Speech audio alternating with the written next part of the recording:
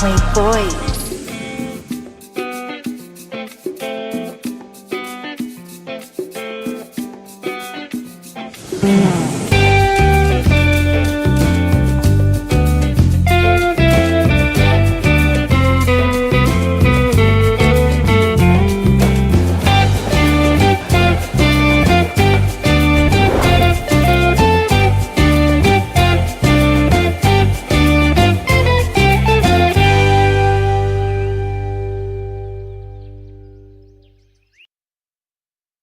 What's going on, brother?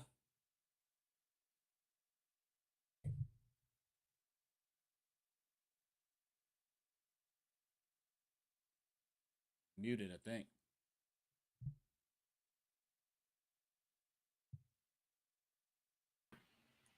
Can you hear me?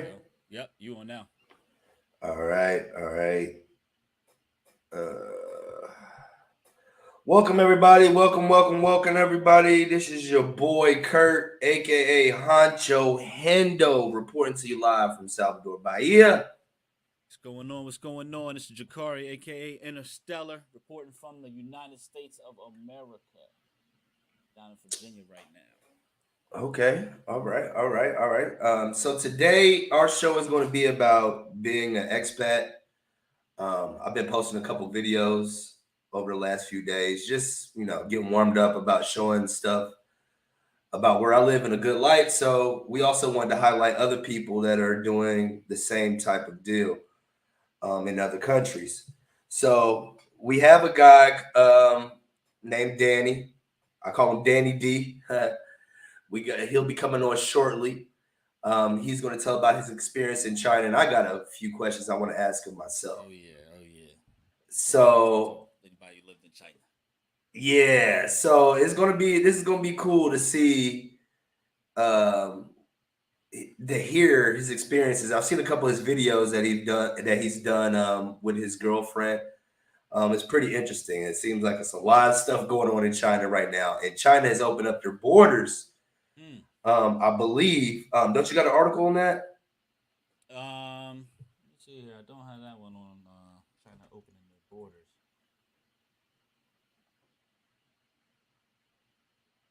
I thought I saw that. Maybe I. Oh, you're absolutely right. They opened their borders the 8th. They opened their borders to say goodbye to COVID. After 3 years, they finally opening their gates up. Hong Kong, with most border checkpoints being shuttered. Residents welcome their loved ones. So they're fine. They haven't even been able to see their loved ones. They've been blocked off in different cities, without being able to travel in between cities. So that's open, and you can come there now. 60,000 people a day will be allowed to cross the border, going to the mainland in both directions. So Is it any restrictions? Is 60,000 people a day. We'll talk to Danny about that in a second. He'll probably explain it. He can explain that a lot better. But yeah, so we got Danny coming on here in a second, and we're gonna talk about his experiences in China. But we also wanted to highlight some things going on in the expat community as far as places where you can possibly be a digital nomad. As I said earlier, I am in Brazil, but we have a list that I found online earlier this week that seemed pretty accurate as far as living down here. I'm not sure about where everybody else is, and somebody can be in the comments and tell me if those numbers are right. But we got Chiang Mai at the top, cost of living. This is per month in US dollars. We got it in as at about $1,010. Now I spent a month in Chiang Mai, and I stayed in a hotel. And I can tell you that's about right. That's pretty accurate. Man, Thailand's cheap all over, man. So I love Thailand. Chiang Mai is a pretty dope city. It's really laid back, so it'd be like out of all the cities in Thailand, if you wanted to have that city vibe, but it's still laid back and it's not all that party stuff all the time, like walk the street and Phuket and all that. Chiang Mai is where you want to go. That's where That's where you're gonna get more of your nature and stuff like that, but you're gonna get a cheaper cost of living. So I agree with those numbers. Those are probably about right. So I was eating meals out there for like $1, $2 or something like that. I can't Mm. remember. Like I think it was like maybe like $1.40. I was eating meals out there in Chiang Mai. I be So yeah. I be overeating. I'll tell you that right now. I be sky yeah. high over there. Well, in Thailand anyway, somebody, well, me at least, I'm gonna eat two plates. That's gonna Yeah. run me $3 to $5, like a so. That's good. Good money. Now Budapest, Hungary. I've been to Budapest. I haven't lived there. I was only there for 3 days, but I remember the Mm-hmm. cost of living was pretty good compared to other Western countries like Germany and France and stuff like that. So if somebody in the comments, once again, they want to correct or say these numbers are good or bad, that's cool. 1,194.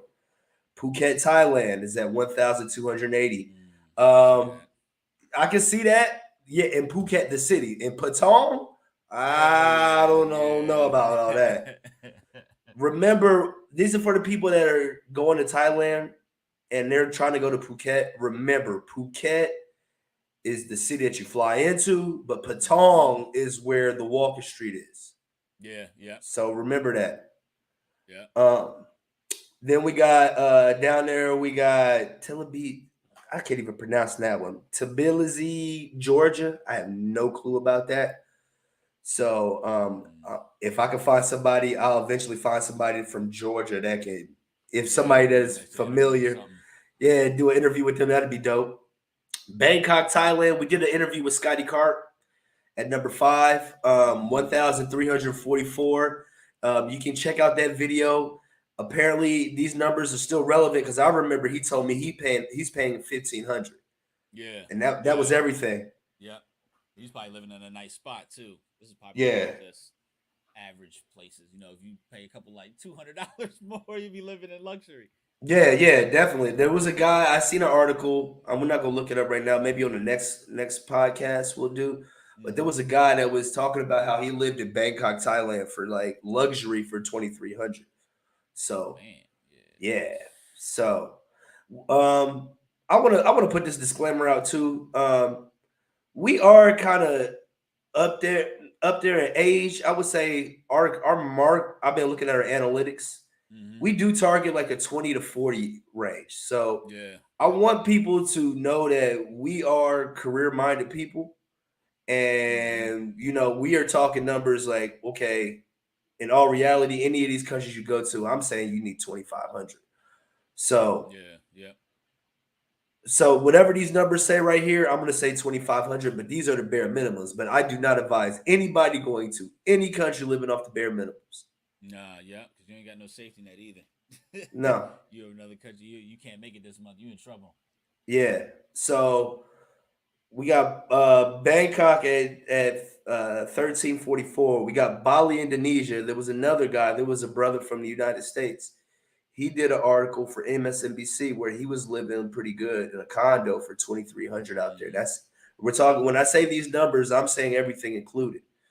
So Yeah, food, all that stuff, and I think entertainment. that's pretty reasonable. If you're a digital nomad, you got a salary coming in. If you're living in a place like Bali, you're probably getting a salary coming in from somewhere else. So I would Mm-hmm. hope if you get a salary coming from somewhere else, you're cool on, these minimums 13, 1,400. Um, unless you're doing something part time, you got some other means of income on the side, Right. fair enough. Sao Paulo, Brazil, 1,485. Ooh, man, Sao Paulo can get you in trouble, man. There's a lot of stuff going on in Sao Paulo, man. Mm-hmm. It's like a New York City, so I mean, like you can find stuff to do. So if you can keep your nightlife and bar kind of stuff in check, I think you'd be okay in Sao Paulo. 1485 though. Mm. You scrounging. Yeah, Yeah. that's struggling. I mean, I'm Mm-hmm. not gonna say you're struggling, but I wouldn't want to live in 1485 in Brazil. Like, Mm-hmm. not as an American. Let me say that as somebody coming down from America, because I know that the locals do this all the time, but you're not a local, so you can't live like locals, Right. and even the Right. locals You got struggle. to connect. Yeah.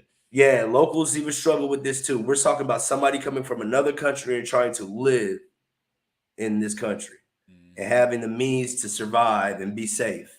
So this is not, we're not talking about living like a local. So Mexico City, I still haven't been there. I still want to go to Mexico Yeah, I still City. want to go to Mexico City, I yo. want to check that out. One of these days we're gonna have to do that. Mm-hmm. I heard it's like a like a secret that if you ain't been there, you don't know what's going on. Right, right, yeah. So we'll check. We'll hopefully we'll get back to that one. Porto, Portugal. Porto, Portugal's coming in at $1,977. I can believe that. I Mm-hmm. mean, because you're talking about living on euros out there, and Mm. even though Portugal is probably one of the cheapest places in Europe, we still, even in the summertime, it hit them. It wasn't cheap. It So wasn't cheap at all. It was cheaper than, yeah, it's like you said, it's one of the cheapest in Europe, but yeah, it wasn't cheap. It wasn't cheap at all. mm-mm. Now you can talk on Lisbon. Um, Yeah, I've Lisbon is. seen. Oh, go Go ahead. ahead. No, go ahead. Yeah, I'm about to say Lisbon's like being in America, not like New York City, a little less than that, but just like being in a regular American city. So you go get a burger or something, be like $4 or $5. You get a little meal from the joint or a restaurant or something, you might pay like 20, $25. So it's just that euro. And we went at a good time for the euro, really. So when we went out, I think the dollar was more than the euro. It might still be, but the dollar was more than the euro when we were there. So we lucked Mm-hmm. out on that too, or it would have even been more expensive.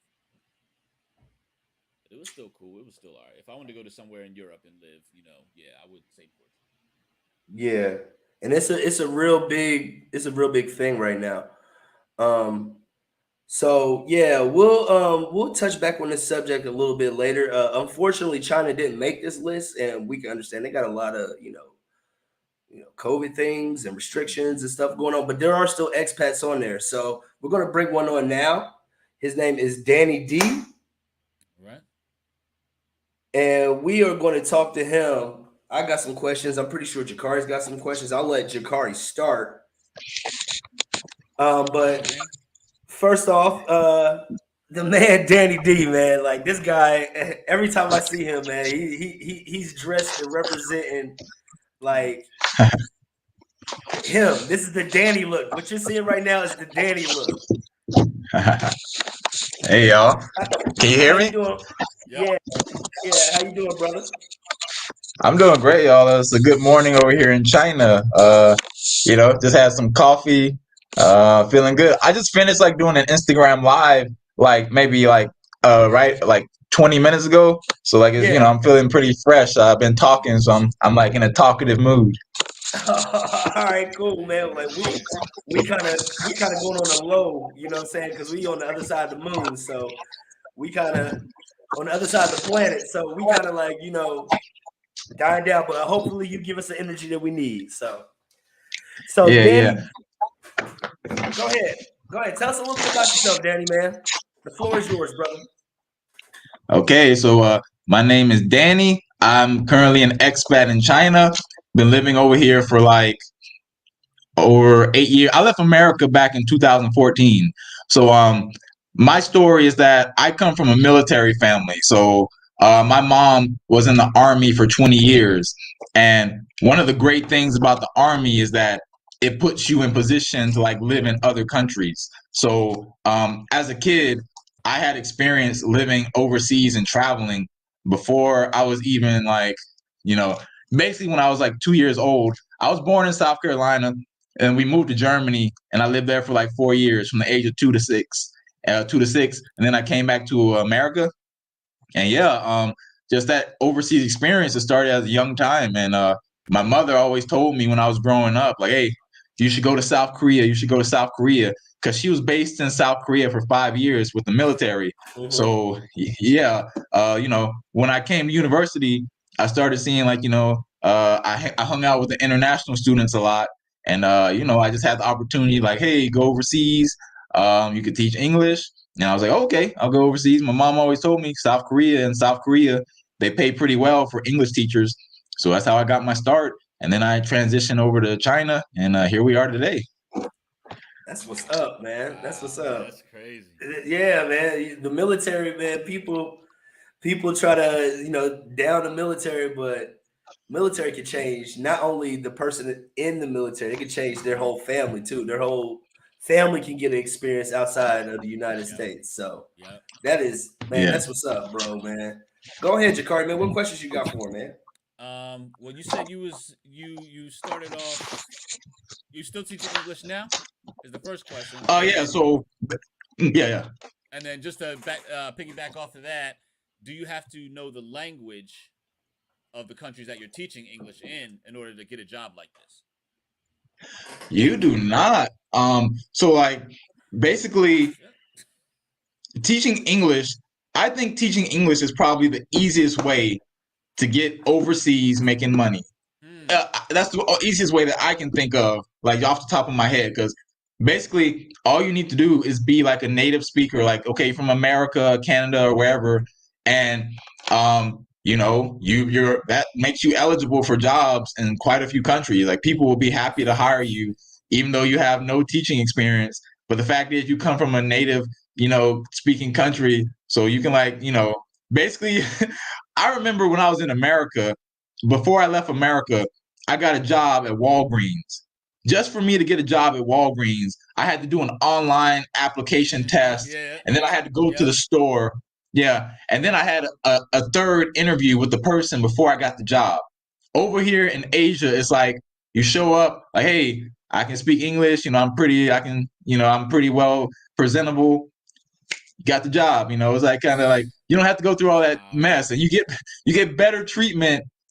The jobs over here, you get better benefits than you would it's just crazy. It's like it's a really good life. I'm saying I'm very happy. I'm very grateful for my situation. Okay, and when somebody gets a job like that, do they help you move over there? Do they help I was going to set you ask up with that. a place or anything like that? It depends on the job. So, for example, for my first job in South Korea, I was in America and I was coming overseas. So I needed help with everything. I had no idea what to do. I didn't understand how to rent apartments, anything.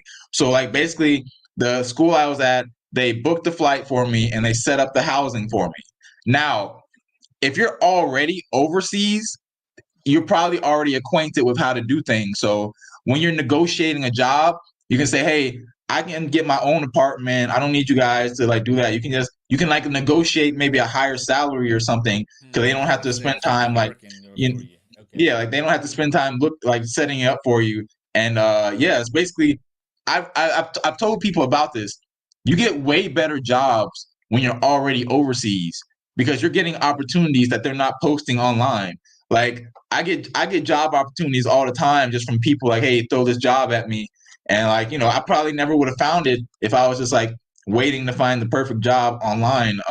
You got to get out there. When you get overseas, you get way more opportunities. So before you accepted the job, did you go over to China first, eventually, to check it out to make sure if you liked it, or you just went and said, forget it, I'm just gonna go?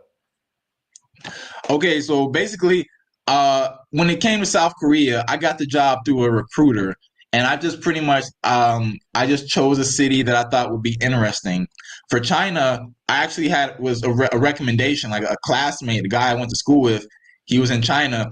I told him hey, I'm thinking about coming over to China, maybe Shanghai, and he was like, bro, don't go to Shanghai, man. The prices are crazy expensive. You're gonna be working like a dog every day. Come to this part of China. So he recommended me the part of China I'm in now, like Sichuan province, Chengdu. And basically, for the job here, they had everything set up for me. Like the college, I taught at a college. So when I was in South Korea, I taught kids. When I came to China, I basically teach university students. So that's what I've been doing ever since I've been in China. So they in the college, they already had the apartment set up for me. All I had to do was come, and they had I'm in. So like it was a pretty easy transition. They gave me everything I need, so I'm very grateful for that. So how was it? Okay, so what? Okay, you're there. You got your apartment. You got your job, and everything. How was it assimilating with the locals? You've been there. You said you've been there for 7 years, so I'm pretty sure they're used to seeing you now. But and you said like you said earlier, people go to Shanghai, Hong Kong, Beijing. When Americans, if they even go to China, that's the places they think of. So you're down in this other part of China that rarely probably ever sees black men on top of that on anything. So how was it being Danny coming to that part of China and adjusting to those people? How were the people coming to you? How were they, embracing you when you came? Okay, yeah, that's a great question. So basically, when I came to China, I came to a small town. So right now, I'm in the big city. But like when I first came to China, what, 6, 7 years ago, I was in a smaller town outside of the city I'm in now. So basically, I'm like, I'm like the only black person in the city, and like, it's pretty interesting. And I think a lot of people they don't know that black people we come in different shades and like shapes. Like I don't think back then like in the small towns people knew. So like yeah, like I don't yeah, but it was interesting. Like you're basically a celebrity, kind of like everyone's looking at you when you walk down the street. That's pretty normal in Asia. Like when you're walking down the street, if you're like the only person who looks like you, other people are gonna look at you. Even in a big city like that I'm in now, like if I'm the only foreigner in the room, people are gonna look at me like, oh, who's that foreigner? Like it's just like they're curious about who you are. So yeah, the transition was pretty. It was fun. Like honestly, like my first couple months in China was amazing because everything's new. Like when you arrive in a new country, it's like that new feeling. Like wow, Yeah. everything is new. It's like Yeah. different here. I'm in a different world, and like one of the benefits of like going to a new country is that you can start over. Like so, like if you can be like you don't have to be held to the person you were before. So if you want to like try new things or like maybe kind of recreate yourself, you can do that because you're in a new environment and nobody knows you. You kind of have a clean slate. Yeah. So I really like Clean that. slate. Yeah. So that's my answer. And the transition wasn't easy because of the language. I didn't speak really any Chinese when I got here, so I needed a lot of help. But I just really enjoyed it. It was fun. It was really some of the best times in my life. Is when I first got in China. Like it's that new feeling, like a new life. Yeah, that's how. I mean, when I was in the military, so I remember my first couple days coming into Germany. Like when I got stationed in Germany, it's just like everything is different. Like even like Mm-hmm. just walking down the street, your eyes just look at everything different. And even when you watch TV, that just the way the picture on the TV, to me, it looks different. Everything is just different. So it's like your mind is just absorbing all it, and it feels good, you know. Mm-hmm. Mm. So have you had your family or anybody come and visit you down there? If you don't mind me asking, have you had Yeah, it's family fine. It's come? fine. Yeah. Okay, so like I grew up as just me and my mom. So like my mom, when I was living in South Korea, she visited me in South Korea because she always wanted to come back. Like like so basically, like, me living over there was kind of another incentive for her to come back. And I wasn't really hype on like going back to America because I'm overseas. So like basically, if family wants to visit me, it's like they got to catch a flight over here. Like because over here is like way more fun, I think. So yeah, like my mom came to visit me when I was in South Korea. Oh, and I went back to America back in 2019 just to visit family. And but yeah, that was I pretty much now I just tell mom like you gotta maybe we can come hang out in Thailand or something like. And I told her like come catch a flight to Thailand. That'll be way more fun than me going back to Arkansas. Oh man, that's got to be like a super jump, man. Arkansas to a province in was it South China? Yeah, I'm in the south of China. That's crazy. That's a huge and courageous leap, man. So I don't want to, I don't like to get too crazy about current events and things that's going on. But as far as China goes on, I remember we talked a couple weeks ago, and there were some things as far as COVID going on. How are they handling the COVID over in China? Because you know the whole world is, got their kind of their fingers pointing at China. It is what it is, but how are they handling it? How we see it on the news, we see it, and the news is always hogwash. But as you got with feet on the ground, how do you see the COVID, the reaction, the outbreak in China? How do you see it? Okay, here's what I've been telling people, and I kind of realized this recently. It seems like at least 20 to 30% of what we see on the news is exaggerated, like especially when it comes to China. So at least like whatever you see on the news, probably you can discount about 20% of it. It's probably not as crazy as they tell you it is. So like basically in China, I've been in China the whole time for COVID. I've never left this whole time. So basically, it depends what part of China you're in. So like when they were doing lockdowns, they were like, "Hey, you can't leave the building. You can't leave. You gotta like."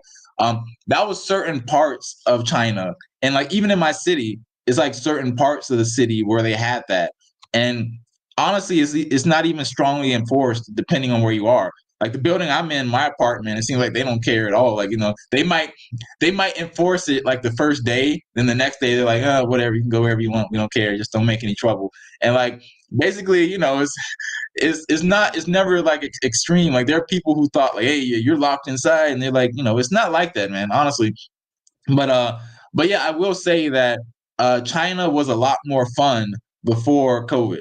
But after before COVID, we're free. Like you got cool people who are traveling to China like every month. Like you got like so many different people you're meeting. It's like really good time. Then after COVID, like they locked down the country. You got to scan barcode wherever you go. Like got to wear a mask. It's way less fun, like so. But now they did the protest like a couple months ago, and that was really surprising. I was like, that was like some kind of uprising, and the government they changed just like that. Like they said, okay, like we can't keep these people locked up any longer. Like we've been doing this for almost 3 years, and like here's the thing. Here's what happened.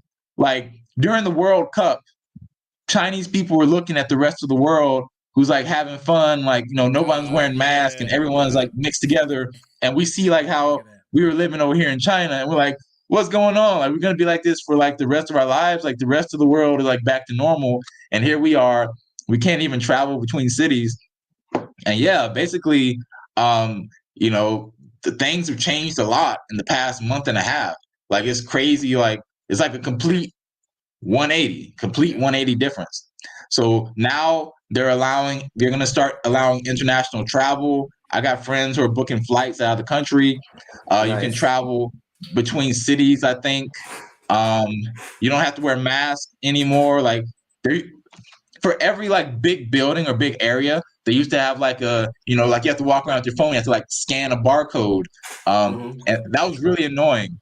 Now they got rid of that. Like it was crazy. Like it's changed so much in the past month and a half since the protests were happening that I'm like, wow, I think we're getting maybe like by summertime we'll be back to normal. It'll be like, like COVID never existed. It's crazy. You notice? Have y'all noticed how like before COVID, like QR codes is like, yeah, whatever. But now QR codes is like everywhere. It's like I went to a restaurant. We got restaurants here, and it's like if you don't got Wi-Fi and a cell phone, you ain't looking at the menu. That's crazy. So I know for a fact that we're gonna have people that actually love China and like visiting China a lot. Watch this stream. When you say, what would you say are we always hear Beijing, Hong Kong, and Shanghai. Out of those three, as a first timer coming into China or somebody that has experienced certain parts of China, first, what place should they visit first? And then what place that they don't know about should they visit? Because I remember I was in the Hong Kong airport and I was just walking through, and you know how they got the advertisements? It's like, go to this part of China. It was like parts of China, and they had like a Disney World out there. Never heard of this part of China before. So what would you say as far as the first place a person going to China should visit? And then where's a place that's not really known to many Americans? Where should they go? Okay, great question. So, but here's the thing. Uh, I've heard Beijing. Okay, let's start at Hong Kong. Hong Kong is China, but it's like it's this culture is very different from like mainland China. Like Hong Kong, like for political reasons, they're like their culture is just very separate from that of mainland China. And the same goes for Taiwan. So I've been to Hong Kong, I've been to Taiwan, and like the vibe in those areas, it's just like it's different than mainland China. Um, so in terms of Beijing, I haven't been to Beijing, but like Beijing, based off what I heard, I wouldn't recommend it because like people I know, they say, don't live there. Like it's like the capital is where a lot of people are, but it's like if you want to have a good time when you come to China, it's like definitely not the top five, definitely not. Um, Shanghai is like an easy one because a lot of people in Shanghai speak English. So you guys were talking earlier, like I think most of the viewers here are working people, career people, like people who have some decent money. So like if you have like decent money, Shanghai is a good first China city. Shanghai, based off what I know, I've been there, and like it basically has all of the Western amenities that you like, and also it has like lots of cool stuff. It's like a mix, and they have lots of cool art exhibitions, and I recommend Shanghai for newcomers. Now, my city I also recommend because my city's really laid back. It's really comfortable, cool. We got really nice nightlife here.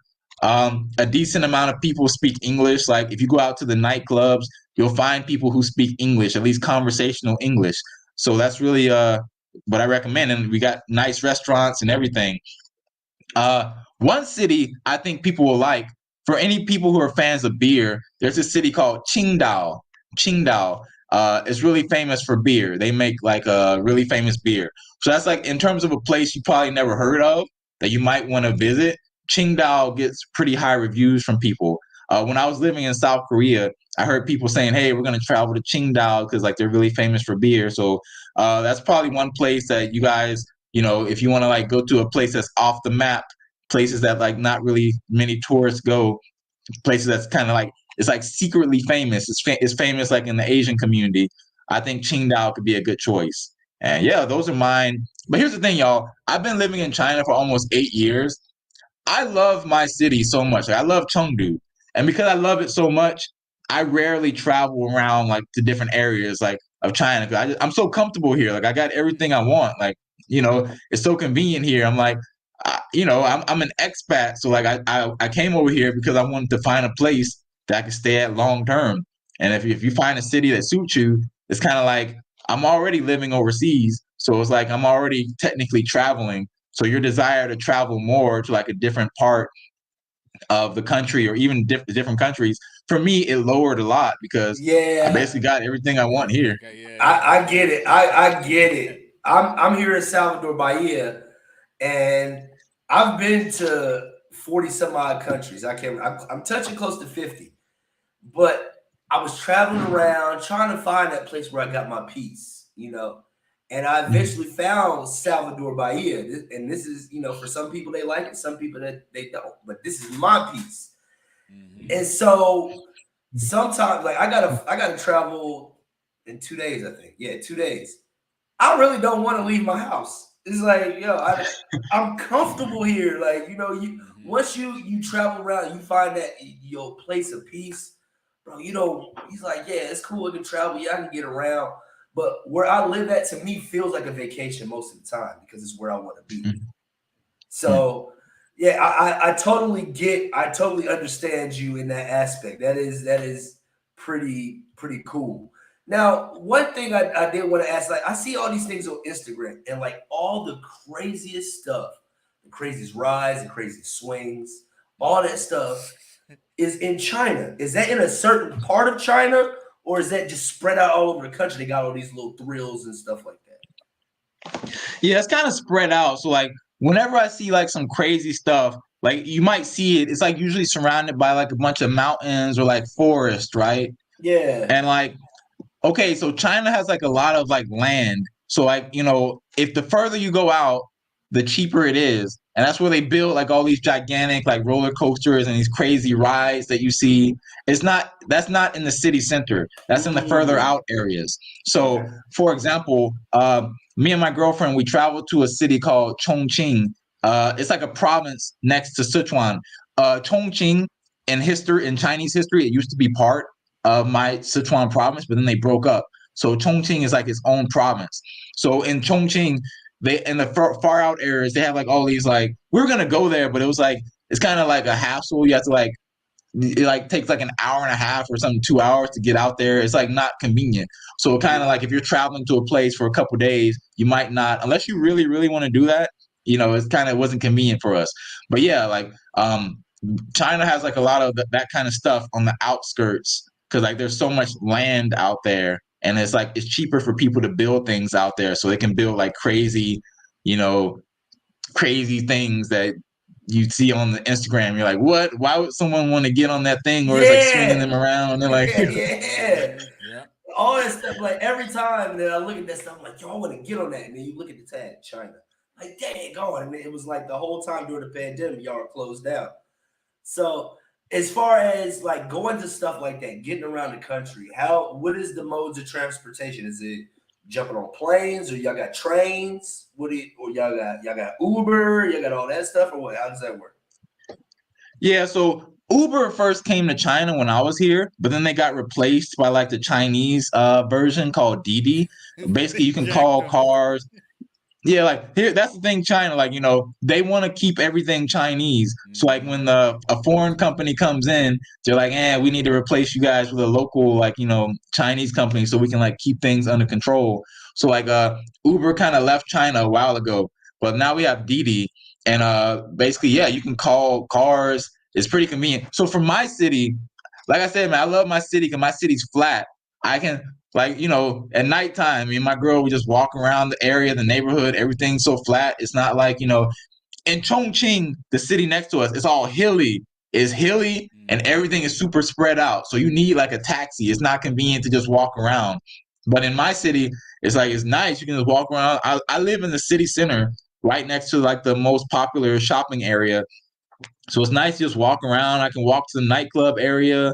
We got like, it's really nice area. I should probably do like a city tour one day where I just go around and like show people content of like parts of my city. 'Cause I really love it. Oh, and we got the bikes. You can rent bicycles here. Like, it's like I don't even know, like less than 20 cents or something. Like, I don't even know what Just on the the side of conversion the rate road. is, but yeah. They got bikes everywhere, like thousands of bikes all over the city. You can just scan it and you can ride the bike all around. Like, it's good exercise. Like, you don't have to call a taxi unless you really, really want to for a lot of the time, for a lot of situations.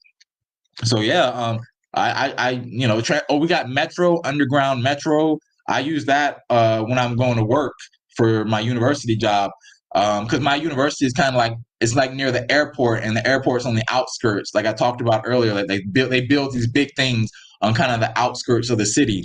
So yeah, like transportation in China is top notch. Honestly, like you don't need a car here. You really don't need to spend money on a car. Like that's like that probably won't even make your life easier. It'll probably make your life more difficult having a car.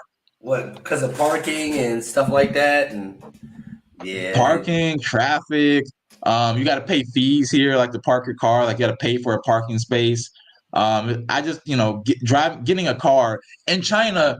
Chinese people buy cars because having a car is like a status symbol. It's like a Mm-hmm. house. Like they buy it because they feel like buying a car is like what you do in life after you reach a certain level of success. But Mm. really, for us, on like for us foreigners, it's like I don't want to spend like the time and energy it takes like for a car. Is like we're not Chinese, so we don't have to follow the kind of rules that they follow in their society. Okay. Okay. Now, as far as now, we're talking about their society and following their rules and stuff like that. I know you're a law-abiding citizen and all that stuff. As far as let's talk about the language and like the laws and the culture and stuff. How were there big changes for you? Especially like I know. First of all, how long did it take you to learn the language? I know you know the language by now. Yeah. Like I studied Chinese for like over 5 years. I study like I studied it too much. I probably put I really like language learning. So like I kind of was a dork, kind of a nerd about learning Chinese. Like I was just always doing it every day. Like I was always studying on the app, like trying to learn new words. It took me about 2.5 years of like study to where I was like, okay, I'm basically I don't need to use like a dictionary all the time to talk to people. I don't need the translation app. I can have like a normal conversation. Here's the Mhm. thing. You can reach that level way quicker than I did. I've seen people who they basically can reach fluency like in less than like a year. Like if you go really hard, if you're studying like in school for like hours a day, because like you can come over to China and like you can study Chinese in university and they're gonna be drilling it into you like for like 5 or 8 hours a day. And then if you go hang out with Chinese people at the end of the day, you're gonna be speaking Talk. Chinese. You know, Yeah. you can get pretty conversational in about 6 months if you're really really drilling it. But yeah, for people who are like doing it more casually, it'll take a longer time. But yeah, like I basically reached a decent level of fluency within 3 years of study. And my girlfriend now, she speaks English, so like I don't ever speak Chinese anymore. It's funny, like I spent so much time learning Chinese, and now like me and my girl, we've been together for 2 years, and we basically been speaking English the whole time. So my Chinese, I can barely talk to the waiter at the place. I'm like, it's like I'm fumbling the words. Like it's like I don't Yeah, get I know enough what you mean. Chinese practice. Yeah, I'm trying to teach my girl to speak more English and stuff. And we kind of got that, the Ocean's 11. There was a little Asian guy at Ocean's 11. I talk in English and she speaks back to me in Portuguese. And so she's speaking in Portuguese and I speak back in English and people just looking at us like, what the hell is going on here? So we still kind of in that. So in a way, we kind of learn that way because I hear the words that she say and she hears the words that I say, but it's still kind of unorthodox, like to hear two people having a conversation, but one speaking one language and one speaking the other.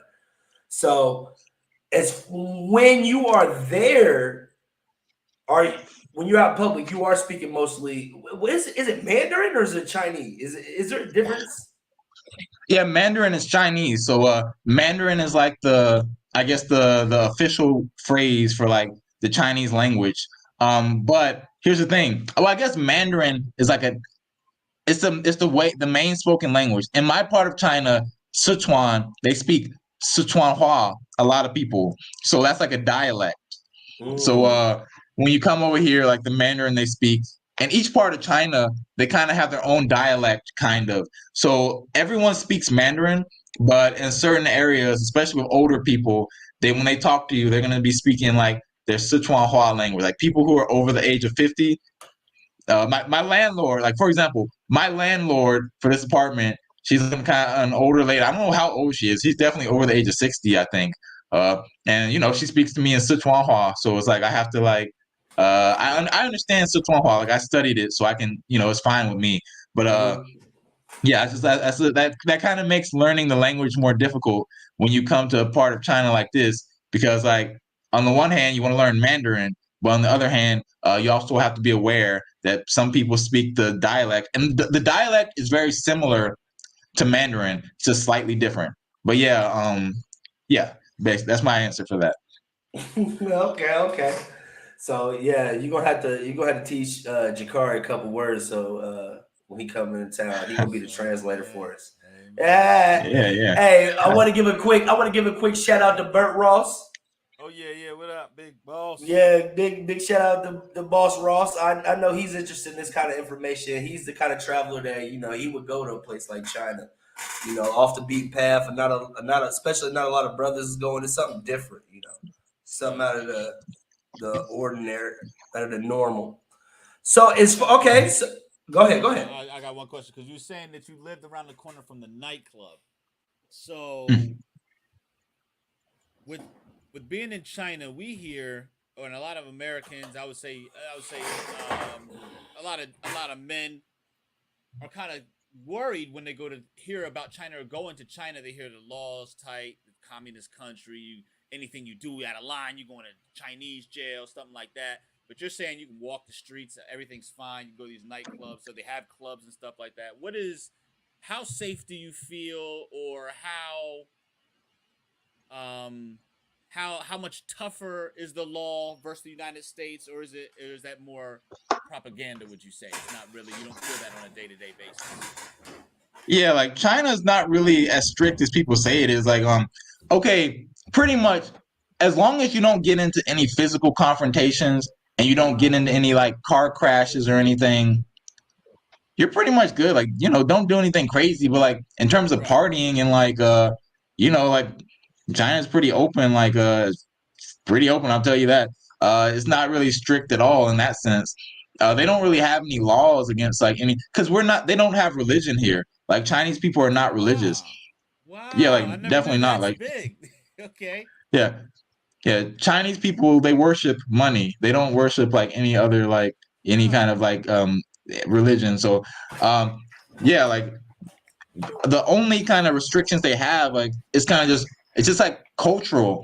So like it's not like a law, but it's like it's just a culture. Like when you go over to a culture, Asia is just more kind of conservative compared to like what I hear about like kind of Brazil. Like Brazil seems very kind of more open, and Colombia seems more open, and I say China is more conservative. But there's not really like any laws that say, hey, you can't do this kind of thing, or it's not like a Muslim country or something where Right. like Malaysia can be pretty strict about kind of stuff related to that, and that's not how it is in China. Yeah, I've been to Kuala Lumpur. I went to Kuala Lumpur, and it's a Muslim country, so I mean they're pretty conservative.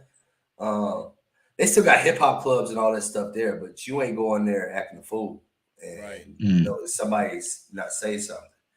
What's crazy to me in that is that religion part. Every country you go, you know what I'm saying? Oh, that's a Christian country. Oh, that's a something something country. The United States, we're no country, but everybody knows this is a Christian country pretty much, and that's what rules and guidelines. And then you see China, you see the temples, and you see how old it is.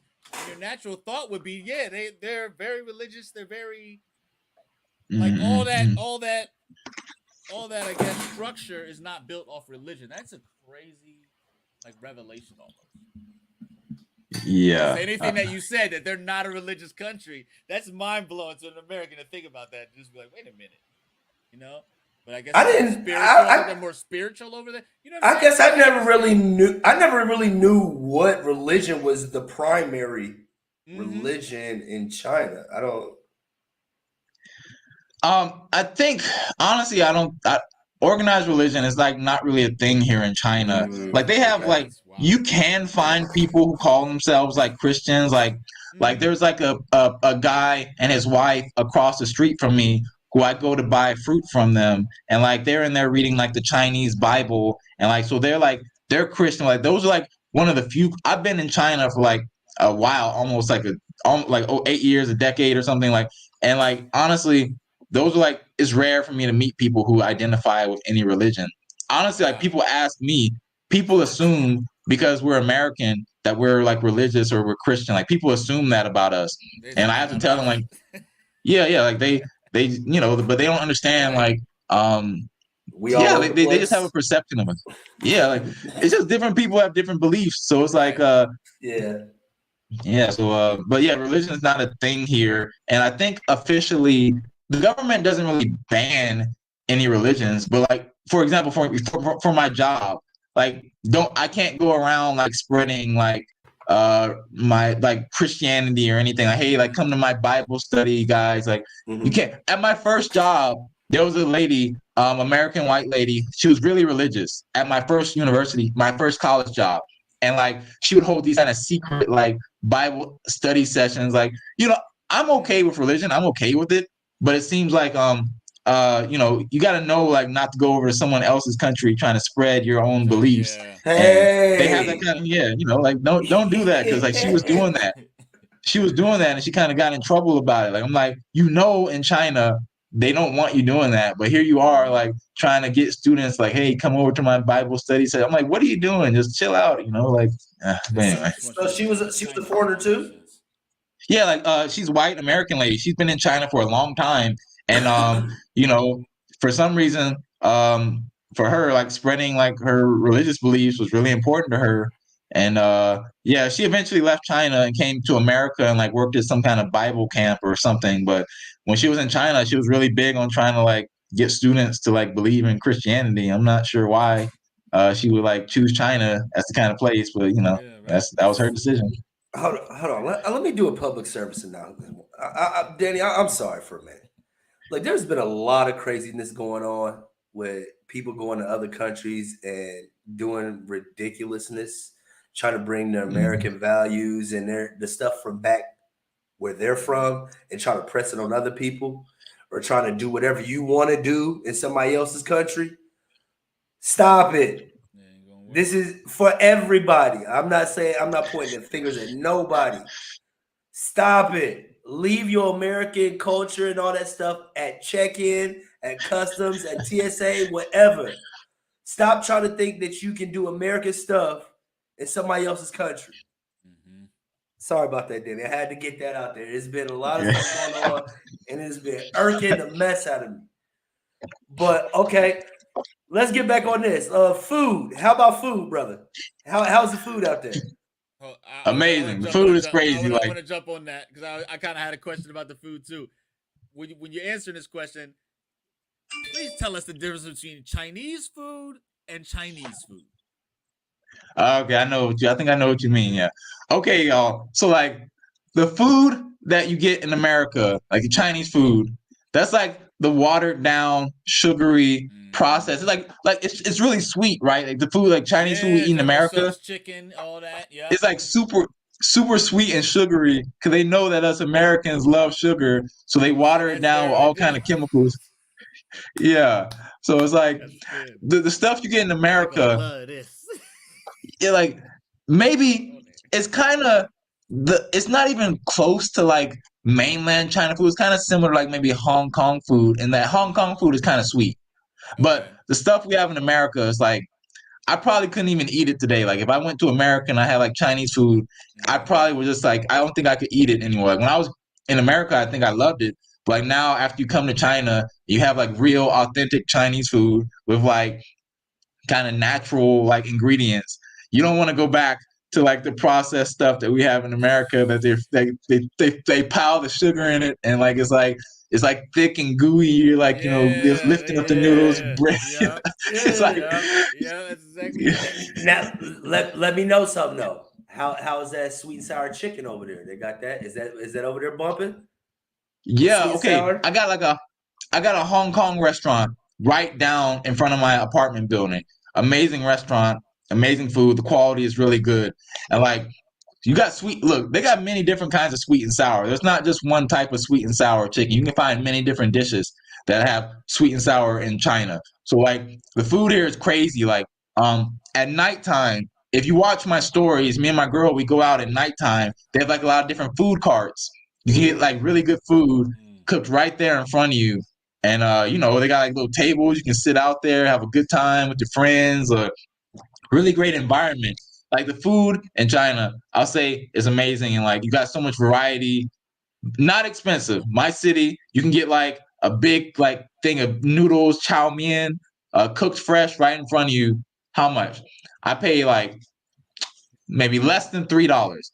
Less than $3, you get fresh food cooked right in front of you, and it's like really good. Like you get out there, you have fun, relax, sit, have a drink with your friends. Like great environment. Like the food culture in my city, specifically Chengdu food culture, is amazing, and it's really comfortable here. It's convenient, not expensive. You can get good food, and we got Western restaurants too. Like I live near the city center, so like we got like different people. They start businesses here in China. So like near a nightclub that I like to go to, they have like a pizza place. That guy, I don't know what country he's from. He's not American. He's like from some kind of maybe I don't know what country he's from, but he makes really amazing pizza. So like you can go there, get this gigantic pizza made for you. It's more on the pricey side for foreign food here, but like in terms Mm-hmm. of local Chinese food, you can get it not expensive at all. Like there's so many choices, so many restaurants. Not expensive, high quality, convenient. I recommend it. Dope, dope. Nice. What okay, since we're talking about food and things like that, if you don't mind sharing, you don't have to give your specific numbers. Somebody coming out to China that's like, okay, I might have a job out there. I'm looking at teaching English, or I just want to come out there and do remote work. What is a monthly budget that they should be looking at to spend? Okay, I looked at that list, like that list you guys posted before. I was looking at, it, then I pulled out my little calculator here on my phone. I was like, you can live in my city for way cheaper than that. Like my What? apartment. Let me look. Okay, I got the converter right here on my phone. So like my apartment, I pay 3,100 yuan a month. That's about $460. So I Okay. pay about, and I live in the city center.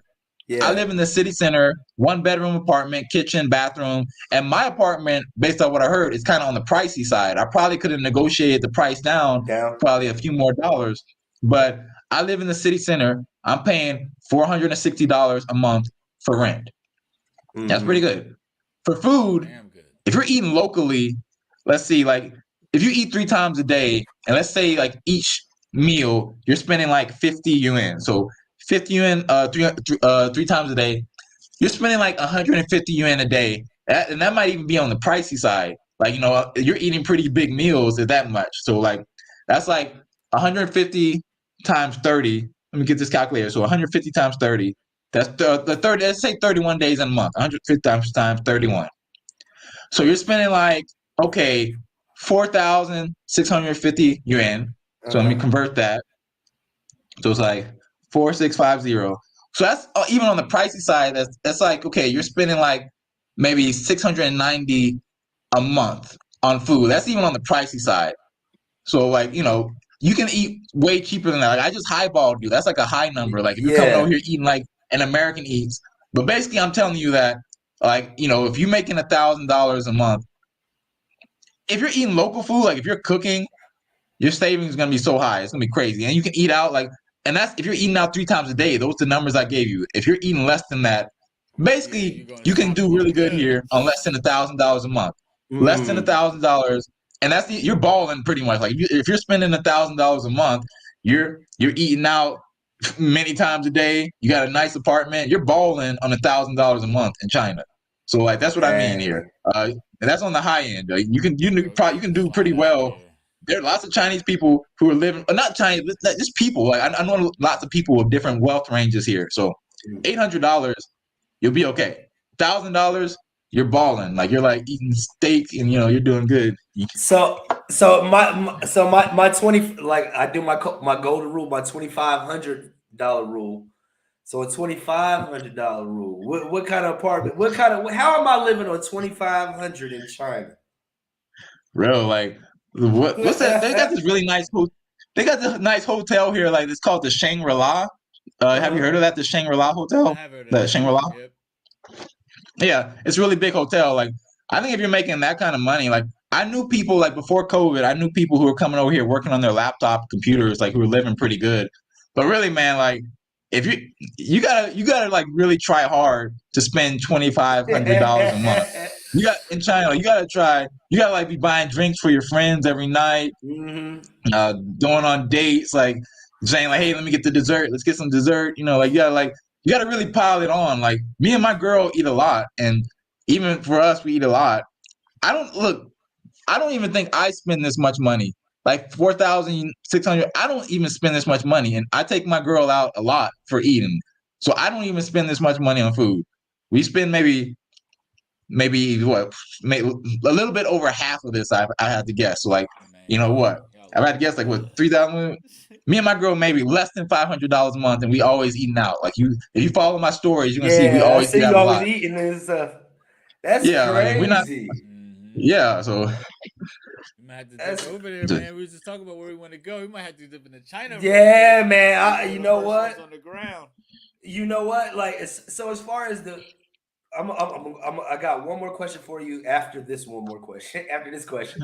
All right. So as far as okay, so everybody has this stigma about China. mm, Americans do. They say, "Oh, nah, we ain't going there. They ain't gonna like us and all that." Is it a warm welcome? And like, can Americans just, okay, I want to do a vacation. I want to go to China. Mm. Are you okay? Is an American okay to say, first off, can they go solo? And second off, if you got a group of friends, you got 3 or 4, maybe even 10 if you want to, up to whatever. Can you come over there and just say like, yo, we get there's places to have a good time here. Can they is the what the media and what everybody thinks is it false? Yeah, no one's gonna really treat you differently because you're American, like not negatively. Like people don't really, because look, especially now recently, like Chinese people, they kind of distrust their government now after they've seen like the protests and everything. Like, there's a lot less Chinese people who are nationalistic. I would say like before COVID or around COVID, nationalism was pretty high in China. But even then, it's like the average Chinese person, they're not gonna like, because you're like from a different country, America, they're not gonna necessarily like care. Like most people don't care about politics that much, honestly.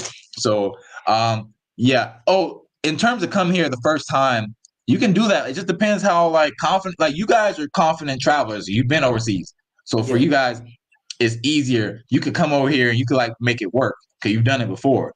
For someone who's like fresh out of America, they've never been on a plane before. China might be a difficult transition for you because you got to get everything set up, right? Like, here's the thing about countries like South Korea, Japan, Thailand. Those countries get a lot of foreigners, so they know you can integrate into those countries pretty quickly, and it's not difficult. But for China, China's kind of been closed for the outside, so it's like not an easy transition for people. So like it might, I don't recommend it for first time travelers because there are easier countries that kind of already have things like in Thailand. Based on what I know, you can just show up and you kind of set up. Thailand. You good? Yeah. You good coming out straight off the gate in Thailand. Yeah, so you would say China is more of an experience. If you've been to a few places now, as far as like they're coming into the country, are there signs that are in Chinese and English? Are they? Yeah, pretty much, especially if you're in a big city. So like, okay, in terms of like you said, $2,500 a month, I think that's a good amount for Shanghai. That's probably even a little bit more than you need for Shanghai. But like, if you're balling out of control, like, if you're eating out every day, Shanghai can be kind of pricey. So for $2,500 a month, Shanghai, sure, I think that's a good number. For my city, that's way too much money. But yeah, in terms of like transitioning here, Shanghai has lots of English signs. My city, less English signs, but my city's really easy to navigate. So it's like you're not gonna have problems finding things here. Yeah, that's what I can say about that. It's pretty easy to get around. Okay. Now, we've been talking about food, travel, customs and things like that.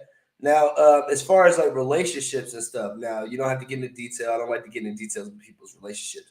How is it what's the word I'm looking for? How is the dynamics in the relationship? Is it, or how was it finding your first girlfriend? How was it, that was it difficult versus I'm not sure if you have relationships in the United States. You said you moved around a lot. Is the relationship dynamic a challenge for you being an American, being a Black American? Do you get stares and stuff in public and stuff like that? Okay, this is a great question, y'all. So, okay, here's the thing. From my part of China, when I came here, the biggest challenge for me was language. Like, unless you're like specifically like as a man, unless you're specifically like going for girls who speak English, if you're talking to like a normal girl on the street, it's way better if you can speak Chinese. So like for the first couple years, the biggest issue was like, okay, I gotta learn the language because like it's hard to have a relationship with someone if like like okay, a lot of guys in the travel community they have this kind of thing where you can just show up and women are gonna be all over you and like that's okay, like like it's kind of but for me I think that's kind of a fantasy because like if it's like a quality woman, like high quality women, they want high quality guys. So like you got to bring something to the table. So if you can't even like basically communicate with her, that's like okay, like you better be really handsome or something. Cause like if you can't communicate with words, you got to be something like like I don't know what you're gonna do, but yeah. So being able to communicate was like the biggest issue. Then after I kind of got fluent in Chinese, it was just kind of understanding the expectations of the women here, because different countries have different dating cultures. We can't Very really true. paint like a whole picture of like, there are some guys they like to use the phrase overseas, man. Like overseas is so like, they're gonna The be all over you. That's traditional not true. women, blah blah. Yeah. Yeah, submissive. Like that's not true for every country, and it's not true for every woman. It's like there's different levels. Like so in China specifically, China has like a lot of rich people. There are a lot of rich people in China, a lot of rich kids. Like they're spending their parents' money, they're throwing money around. So I see guys on the these comments, they're talking about, man, having money makes you like so much higher status, but not really. Like in China, you're literally competing with guys who are millionaires and billionaires off their parents' money. So like beautiful women in China are not as impressed by money compared to women in other countries.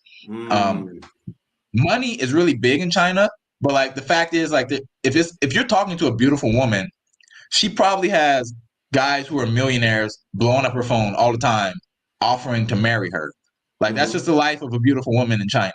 Like money doesn't mean anything to them really, not as much as one might think, because they're used to it. They see it all the time. Like you can see Lamborghinis and rich kids all the time. So being rich doesn't really make you cool in China.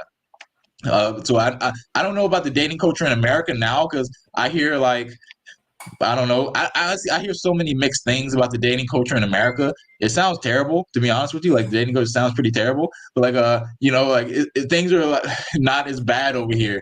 So basically, I'm walking down the street.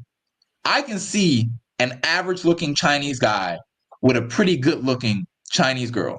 So like the average guy in China, if he just like if he has some, you can get pretty good, like But in America, honestly, based on what I heard, like I know guys in America, I talk to guys all the time who are pretty good looking, and like they tell me they get rejected by women. I'm like, bro, like you're tall and handsome. Like how are you getting rejected by women? Like like it doesn't make any sense to me.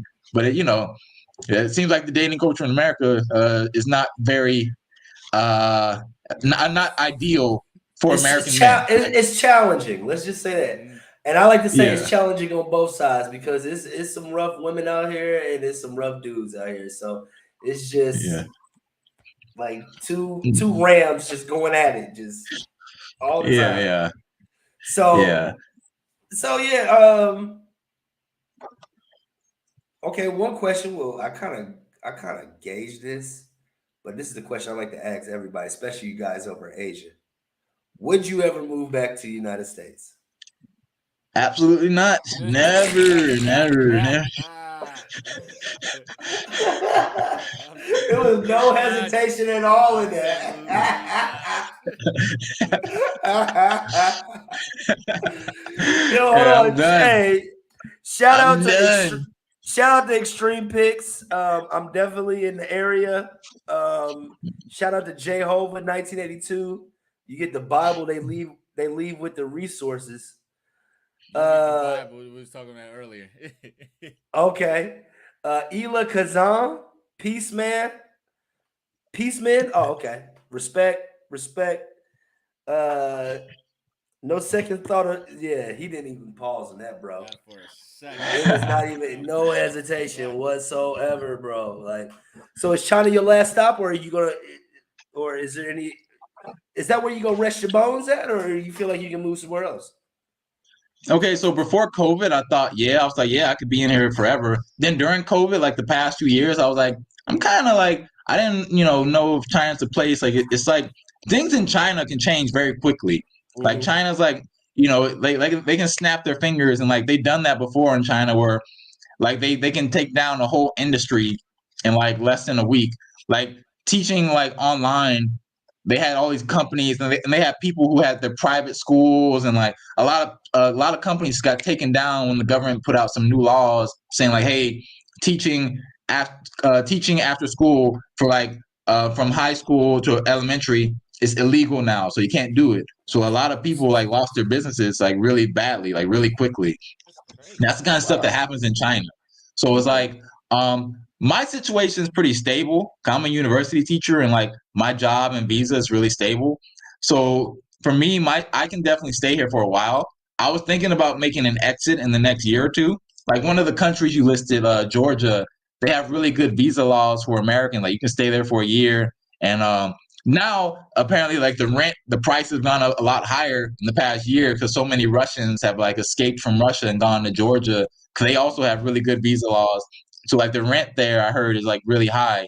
But yeah, that's a good country I was thinking about relocating to. I want to stay with my girlfriend. Like we're a pretty good couple. So like I have to think about, okay, her, like, okay, she's Chinese, a Chinese visa. Like how is she gonna like transition? But yeah, but basically now that China seems to be reopening and China's like pretty stable. Well, I mean, China, my situation in China is stable and China's allowing travel. I think I'm okay with staying here for a couple more years and just like, getting a more stable foundation, and I can just travel around and I can make a decision like, hey, this country right here would be a better choice for me to go to. But right now, like China seems to be okay. Like, I think I might do some traveling this year. I'll finally go to Thailand and maybe Japan. I want to cross those off my Ooh, I want list to go because to those are like big Japan. countries, and yeah, so and I love anime and I love Japanese art. Mm-hmm. So like I'm really excited for Japan. So What Hanjo, what was you I muted gonna? yourself. We can't hear you. Oh, yeah, I wanna do China right. I mean, not China. I want to do Japan right. So I'm gonna save up my coins. I want to, because I know it's not one of those countries like Thailand or nothing. You got to come with a wallet when you go to Mm. Japan. So I'm definitely going to do that. But it'll be easier for you because you're not that far. What is it, about 5 hours flight? Yeah, like the awesome thing about living like China, like you can travel to these other countries so easy. Like I Mm-hmm. used to travel to South Korea like once a year. I lived there for a year, then I just travel back like once a year just to have fun and party for like Mm-hmm. a few days. And like, flights are pretty cheap and like yeah, like it's really great. That's one of the best things about being in China. Like we're in the center. So you can like go to other places and it's really convenient. And Japan. Well, here's the thing about Japan. I've heard different things about Japan. Um, the price it's apparently not as expensive as people say, Mm-hmm. but it is. You do need more money than Thailand, but like it's not like super crazy like I used to think it would be. So Mm-hmm. just come with some decent cash, and I think you can have a good time. But I'll be speaking from a firsthand experience. Hopefully later this year. Yes. I hope if you, yeah, I don't know if we'll make it this year, but if you beat us to it, definitely let us know, man. That's all Yeah, the yeah. questions. I got, Jakar. You got anything else for him, brother? I just want to know. I know you're having a good time out there and traveling the world. Is there anything you miss about the United States? Do you anything you see Eh? around and Eh? you go, oh man, I knew if I was home there'd be a whole bunch of this around, or I knew it'd be easy to do this. That you just miss out, or that complication that just doesn't go away. Um, I'm a big fan of Popeye's chicken. Like when I was in Oh, America, Popeyes. I just had Popeyes the other day. I just had Popeyes Uh, today. They got that ghost pepper. Oh, that ghost oh man, pepper. Yeah, I'm sorry. yeah. So I haven't had Popeye's chicken in like almost 4 years now, and I Yeah. really miss it. It was really good when I went to America because there was a Popeyes right near my home. Oh, Popeyes and Churches. Like in the South, we got Oh, I got Churches a chicken. church is right around the corner. Yep. Yeah, buddy. Oh man, And what other foods that's do like they not do fried chicken there? Or they just don't do it the same. Like what other foods might be missing? They have they soul do food it here. spots. Oh, soul food. Yeah, we don't have soul food here. We don't You have don't that have here. that. Like, Ooh, yeah, that's so my thing. yeah, I just missed that. I'm from the South, so we do it really good in the South. So Yeah. that kind of churches Popeye stuff that you can get, you can't find that the way it is, and like you can't find it that kind of level. It's like they do fried chicken here, and it's okay, but it's like you got to go to the South if you really want Yeah. some like amazing fried chicken and like soul food and all that stuff I grew up with. Like you can't really have that over here. That's like the main thing. Man. Yeah. And then my last question, is we like to clear things up and kind of give travelers a reason to travel places, and then also get over some of the stuff that they go through or some of the stuff that they think. And I hear a lot of people when it comes up like, "Yo, I want to go to China. I want to go to China." I hear a lot of black people saying they're racist. Oh, they'll go over there and they'll touch your hair. They'll treat you. Oh, this guy, blah blah blah. Do you run into that every day, or do you live a normal life Nothing else.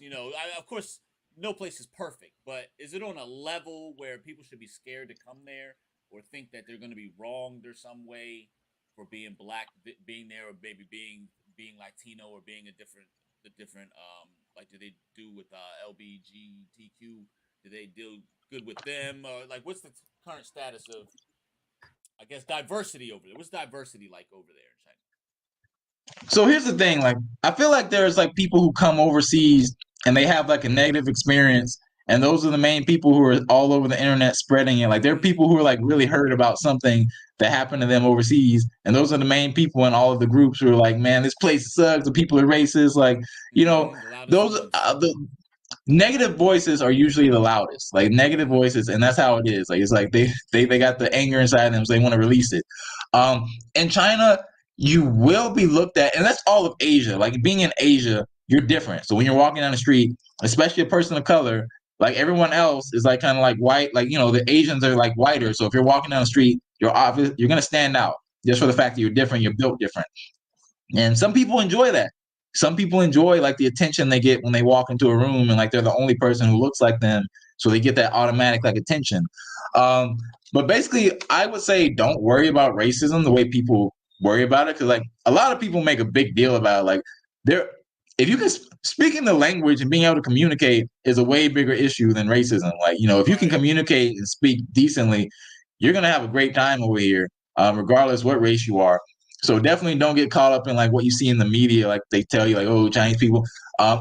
Okay, by American stand, we can't really compare like our American values on other countries. So when we say racism, we're thinking of it from an American perspective. But for Chinese people, they're looking at it from like a historical perspective of like, okay, let me tell you this.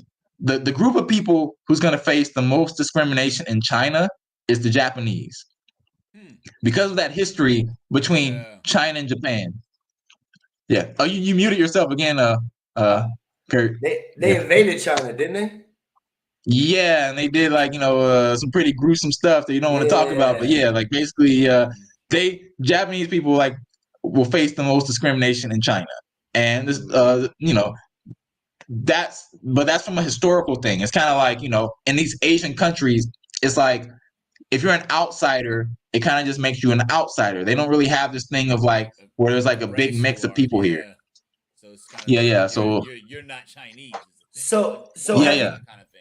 I said I was done talking, but man, Danny, your life is so interesting, and I try to Right? think, That's and why I we try to coming see up things more from your questions. I'm like, yeah. aspects, from your point of view.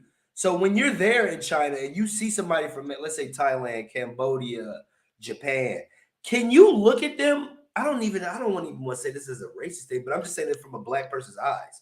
Can you look at them and tell like, okay, that person's from Cambodia, that person's from Japan, that person's from Philippines?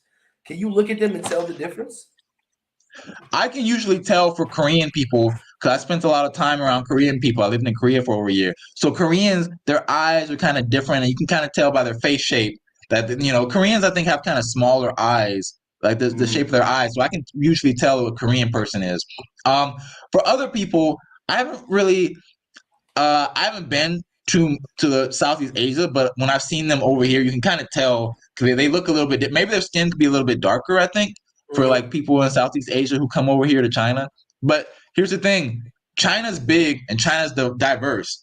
People here come in all different shapes and sizes and colors who are like officially Chinese. So it's like China's pretty diverse and people are mixed. So like it's even hard to tell sometimes. Like China's like a really big diverse place and China borders a lot of different countries. So like there's like a lot of mixing going on the edges over there. So it's hard to tell. Like it's really hard to tell like Asians apart from each other because like they're kind of mixed together just through like being so close together. That's crazy. The last thing I gotta say is like when Jakari was talking about the racism and stuff, like in a lot of these, especially like black oriented travel groups, there are a lot of people that will complain and say, they'll post photos of the Chinese people like, oh, can I take a picture with you or can I touch your hair? What is their intentions with that? Is it good? Is it positive or negative when they come up to a black person and they want to take photos. Because some people are like, no, I don't want to take photos with you, or no, you can't touch my hair. What are their intentions with that? Okay, so like you gotta look at it from their perspective. Their perspective. Like imagine that you grew up, and for the first like 30 years of your life, you never really interacted with anyone who looks different than you. Like pretty much all the people you grew up with are like Chinese, speak Chinese, and then suddenly you have this kind of influx of people from other countries, other races that like you've seen on TV, but you never actually interacted with them in person before. That's kind of the situation that a good number of Chinese people are in, specifically like the older Chinese. So I think it's probably people who are like, I don't want to make any assumptions, but like usually like it'd probably be older people who are more shocked to see like someone who's like a different race or something. It's those people are more shocked. Younger people are kind of less shocked, but I'd say younger people are probably more interested in you because like they probably watch a lot of like Western stuff, like music and things, so they're more interested in just who you are because they see people like you on TV, and maybe in their daily life they don't see anyone like you, like they don't interact with anybody like you. So they probably might be more friendly for you. So honestly, like I try to keep an open mind about stuff. Like I'm not really big on the touching. Like I don't really have many people who are grabbing me trying to touch me really. Like the people who work in my building is like the security guard. Like they've known me for years, so they feel more comfortable like talking to me and like I remember one time I was going downstairs to get my mail, and like the guard, I guess my muscles were showing or something, and he came up and he like squeezed my bicep. Oh, muscle guy. Like, he was like that kind of stuff. Like I'm okay with it because like I know it's not coming from like a negative place. Yeah. It's just like like it's for them it's fascinating. Like their body types are just different. Like, so if you're a black man, your body is just different than like a Chinese guy. Like like you naturally have more muscle mass than they do.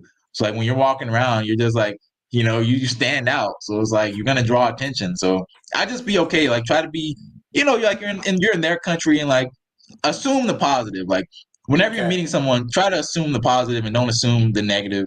And that's just my recommendation, and you'll have a good time. Usually. Yeah, I was thinking. I always wonder. Like Danny knows Mandarin. I wonder if like somebody came up to him and they try to take a photo with him and they said something offensive. And he's like, gotcha. I speak what you speak. I know you just said something crazy about me. Because they. Yeah, I mean that doesn't happen. Honestly, I don't think people like do that. They would. They wouldn't. First of all, if they dislike you, okay, for a woman is probably not gonna approach you if she dislikes you. Like if she like doesn't like you, she's not gonna ask to get close to you. Like that's like pretty rare. Pretty much the only situations where you might have someone who like doesn't like you, who like trying to like cause you trouble is like okay, like if you're like in a nightclub and there's alcohol involved, and like okay, pretty much the main times that foreigners get in trouble in China is like when it's in the nightclubs, alcohol involved, like maybe some Chinese guy doesn't like him or tries to start a fight with him. That's like the main kind of situations where something bad can pop off. But like in like daily life, even like if you're in the nightclub and I got like a Chinese friend with me, having Chinese people with you kind of protects you a lot because like you kind of already have like a local there who can like handle problems for you. So just but yeah, like for me, I can go anywhere by myself. I don't really have like I've been here for a while, so I can go out by myself. I know how to handle issues, and I know how to avoid like avoid any like confrontations. I know how to like de-escalate things. But if you're a person who's like kind of you're like the opposite, you might be tempted to escalate things 0 to 100 real quick. Yeah, I don't suggest being that kind of person in China because like you're gonna constantly be butting heads with people, and like it's like just be chill, like kind of be like more relaxed about stuff, and you're gonna enjoy your time here. Just like be chill about stuff, don't take things too seriously, and if something annoys you, just brush it off. Be like I'm in a different country, this stuff happens, and Again, public service announcement: leave your American anxiety, depression, PTSD, leave all that at customs. That is all. That is all. So, okay, Danny, man, we gonna let you be, man. I know, you probably got your day ahead of you and all that good stuff, and give us your Instagram, YouTube, any kind of information so we people can get a hold of you, see your information, and make sure you put his make sure you put his YouTube, at least his YouTube, up on the screen down below, so people can see. So go on, you got the floor. Let us know how they can contact you, how they can reach you. I think you guys can see my screen name, Dixonsky. That's kind of like my Russian name. And basically, I have a YouTube channel that's named the same thing.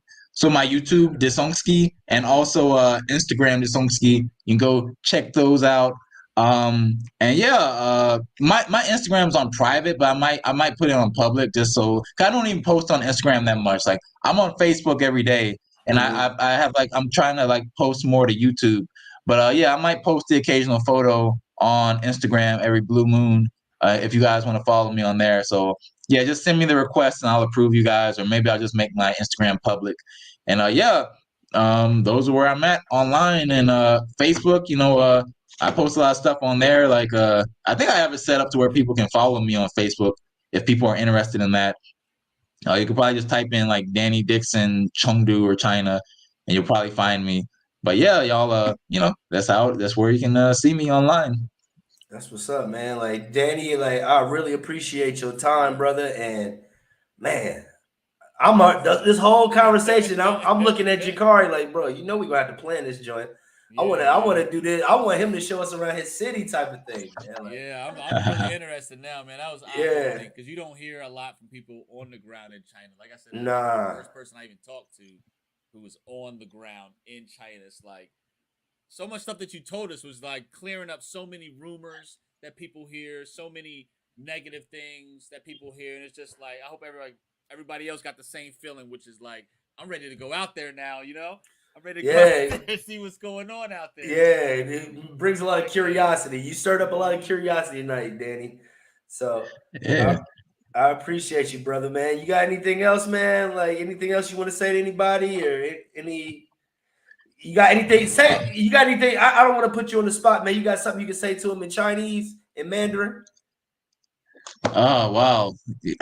Wow. I mean, okay, so wow, I gotta think about. I'm trying to think. Like, okay, Yeah, I know how it is. I do the okay. same thing with If you want to Portuguese. say thank you, you can say like xie xie, like thank you, like xie xie, or gan xie ni, like thank you. That's like one way, like gan xie ni, like gan gan xie xie ni ni. That means thank you so much. So I'm gonna say thank you all so much for your time. Thanks for having me here. Yeah, like I'm always happy. Like if you guys want to do a stream in the future, I can show you around China. I do like those mukbang videos where I eat a lot of food. So like we can always, do like some kind of content where I'm like, I got a bunch of food in front of me and we can all talk and do that kind of thing. So it could be a good time. We should do a Chinese food versus Chinese food joint, man. Yeah, I'll man. bring some janky Chinese food from up here, and then you have some real Chinese food. Just eat it. Man, that thing gonna walk off and run away from you, dog. That food gonna be bad by the time you get to China. All right, Danny, man. We ain't gonna take no more of your time, man. I appreciate everybody checking us out, man. Check us out at www.runwayboys.com, www.flightlifegroup.com. That's where you're gonna get the trips to come along with us. You got anything else for us, Jakari? That's all I got, man. Check us out. Like you said, you got the information at the bottom. Appreciate you again, Danny, for doing this. I know it's early in the morning over there. So we'd like to thank everybody who tuned in, everybody who's going to tune in. We'll see y'all next time. Dazzling Urbanite. He's got 2 planes, 2 globes, and a plane coming down. So I'm saying, travel life gang. Yep, yeah, we're That's both all on it planes is. this weekend, so we'll see y'all in the air, man. Yep, see ya. See y'all. Peace.